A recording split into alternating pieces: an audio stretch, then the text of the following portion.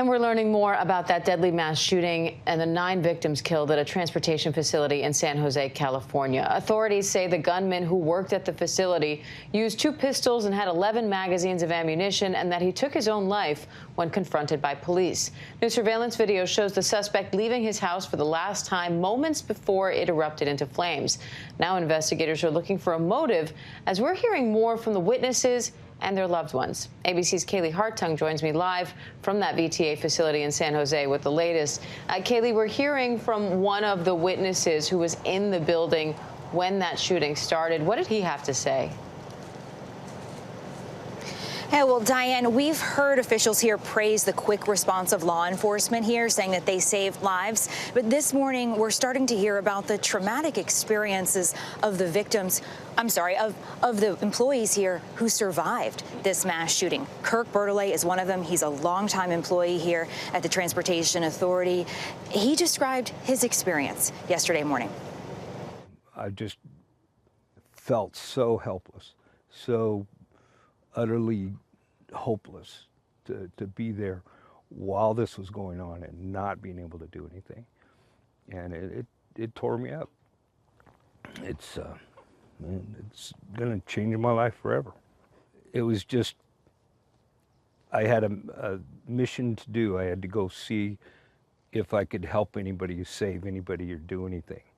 And then when the realization that everybody was gone, it was just walk away. So you hear that experience, Diane. This was absolutely traumatic for people just like Kirk Bertolet. Kirk Bertolet being someone who knew the shooter. And he says he believes that this rampage was targeted because he says he knows that this shooter was shooting one person and passing up another. That process of seeing him move through 2 buildings in this massive complex behind me led Kirk Bertolet to believe that this gunman was targeting his victims. And Kaylee, what do we know about those victims so far? And we're learning more details about really the hard stuff. Diane, 9 men who were all employees here of the Transportation Authority. They range in age from 29 to 63. We're still trying to learn more about who these men were and what their relationship was to the shooter. But more of what we learned from Kirk Bertolet was that this was a workplace, this was an environment where he says some coworkers could be brutal to each other.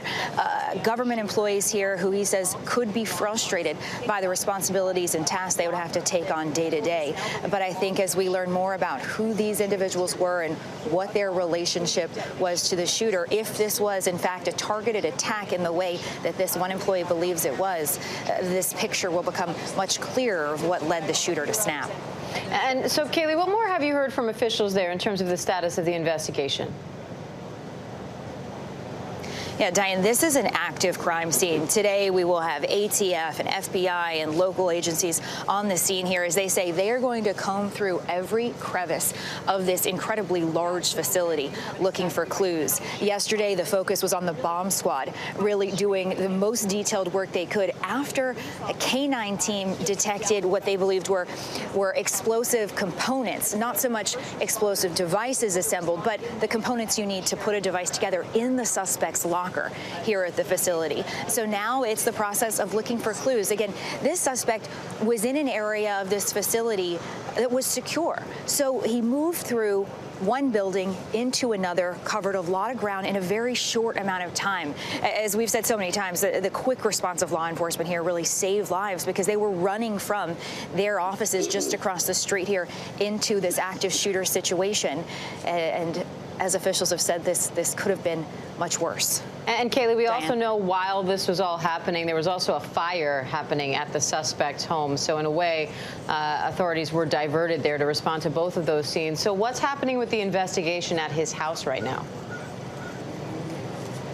Yeah, there was so much for authorities here to juggle yesterday morning, to the point that at first it wasn't clear that these 2 incidents were related in any way. But now the working theory that we're hearing from authorities here, Diane, is that perhaps the suspect had a device of some sort to set that house on fire after he'd left to coordinate it with the shooting. Because what's interesting to hear is that the 911 calls that came in for the shooting here came in at 6:34. And then the first 911 calls for the house fire weren't until 6:37. And it's about 10 miles from the shooter's house to this facility.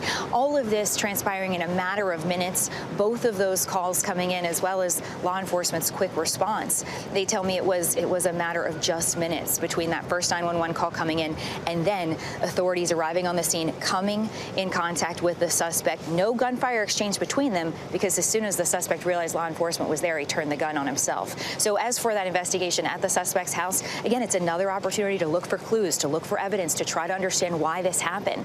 The sheriff this morning telling me they haven't found any sort of a manifesto or any letter that was left behind to help explain why, but they are looking to every detail to try to understand better. Diane. All right, Kaylee Hartung in San Jose, thank you. Hi, everyone. George Stephanopoulos here. Thanks for checking out the ABC News YouTube channel. If you'd like to get more videos, show highlights, and watch live event coverage, click on the right over here to subscribe to our channel. And don't forget to download the ABC News app for breaking news alerts. Thanks for watching.